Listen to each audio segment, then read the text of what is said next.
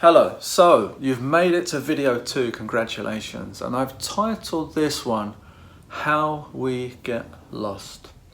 In the proverbial sense, how we kind of lose sense of self and can often spend many years in desperation trying to find ourselves, trying to complete that which is not yet whole. You've often heard the terms, a work in progress. Not there yet, have to be better than you were. And the problem with all of these is if you zoom out and maybe look at the bigger picture, what we do with these statements is 3 very important but disempowering things. First and foremost, we confirm that we are not yet who we would like to be, i.e., there is something wrong that needs fixing. As a consequence of that, at some point in a possible future, we have placed success, love, a feeling of high self-esteem or self-worth. Because if now isn't good enough, at some point in the future when I do X, Y, Z, I will arrive and people will like me. I will be at peace. I will be successful. I will find myself. And the third thing, it creates a treacherous journey. And this is why so many resolutions fail. This is why so many attempts of a new diet or a new exercise routine fail literally within weeks.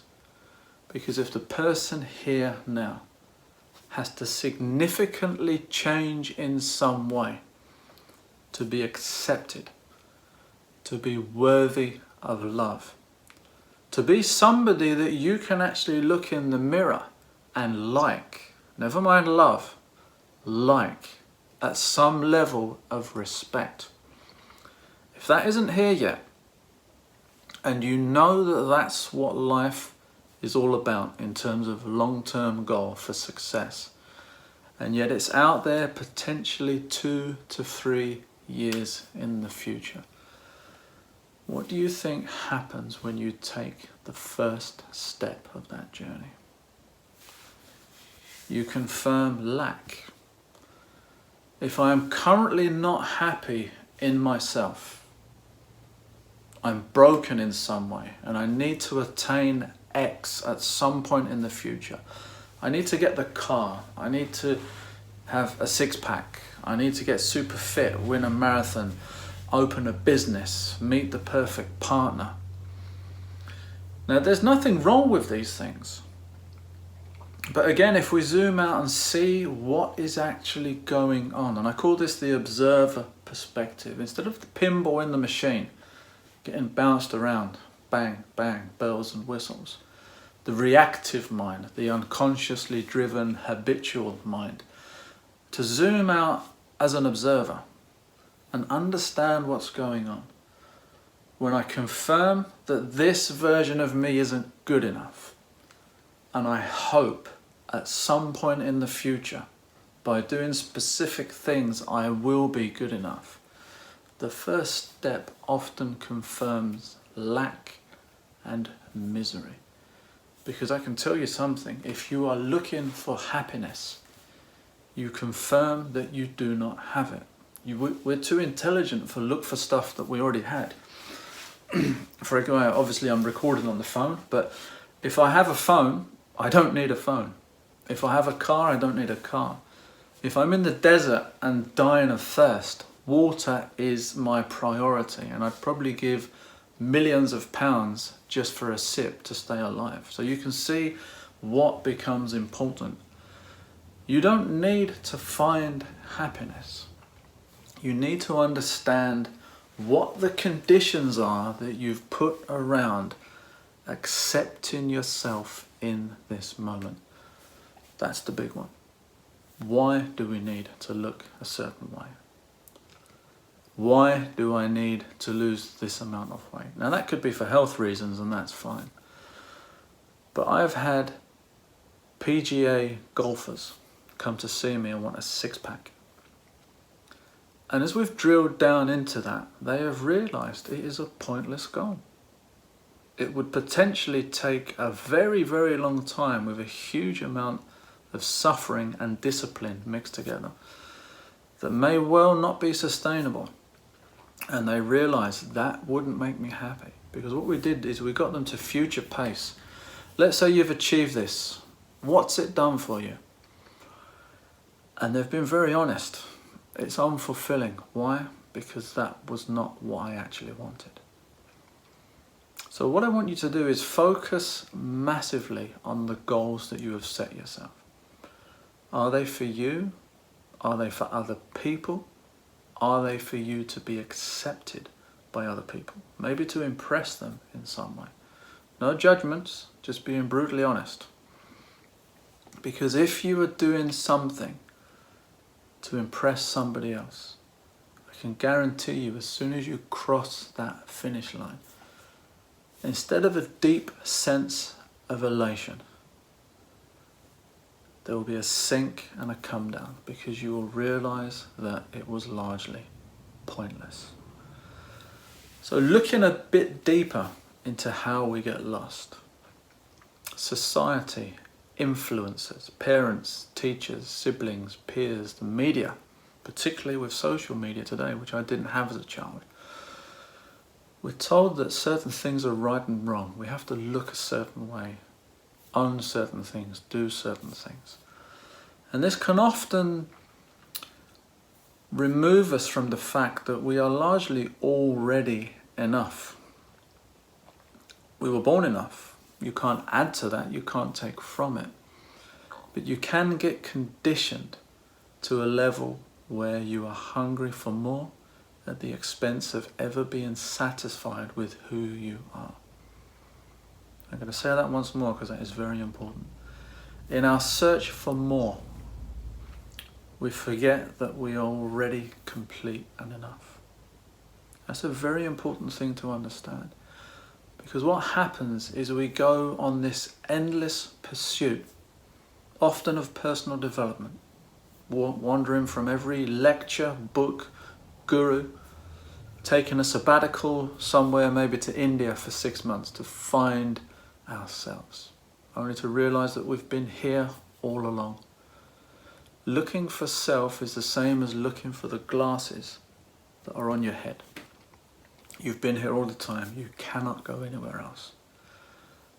An additional level of how we get lost is physically we are time bound. Yet the mind can wander. It can wander anywhere from memories of when you were a toddler, your earliest experiences that you can actually recall as an adult, into a vast fantasy world that Hollywood would love to own, conjuring up everything possible. And what we often do is we use these to our detriment. We'll go back to the past, and instead of looking at our wins, our fantastic memories, the experiences that we've had that created who we are, our interaction with friends and families, I call it the horror archives. We'll go back into what was wrong, what we didn't like, who upset us, who did X, Y, and Z to us, and we're now bitter because of that. And obviously there's then the future. And with the future, instead of seeing potential possibility and a blank canvas that's created by the actions of this moment, we see a fiction section that pits us largely as the victim of circumstances. Can I do it?